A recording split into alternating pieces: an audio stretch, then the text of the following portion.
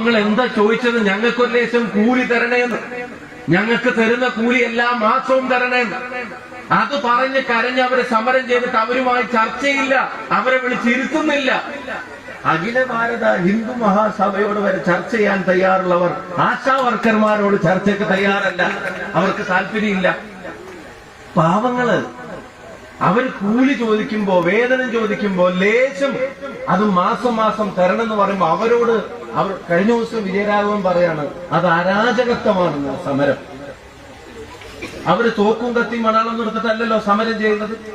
പട്ടിണി കിടന്നിട്ട് സമരം ചെയ്യല്ലേ, വെയിൽ കൊണ്ടിട്ട് സമരം ചെയ്യല്ലേ, മഴ കൊണ്ടിട്ട് സമരം ചെയ്യല്ലേ, മുട്ടുകഴിഞ്ഞിട്ട് സമരം ചെയ്യല്ലേ, തലമുണ്ടനം ചെയ്തിട്ട് മുടി കളഞ്ഞിട്ട് ആ റോട്ടിൽ നിന്നിട്ട് കരയല്ലേ ഞങ്ങളുടെ പ്രശ്നങ്ങളൊന്ന് പരിഹരിക്കണമെന്ന് പറഞ്ഞിട്ട്.